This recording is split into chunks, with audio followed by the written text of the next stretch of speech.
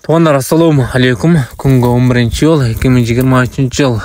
Ошо болсо Өзгөн районундан доллар кайматы менен Арашан парадасына урукту кочкор сатыкка чыгып жатат. Силерге бир катар жакшы видео обзор кылып чалдырып берсек, видеону толугураак көрүп, эгерде кочкор жаккан болсо жакты деген лайк кнопкасын баса кетиңиздер. Боюн бийиктиги 98-99 сантиметр чыгат экен.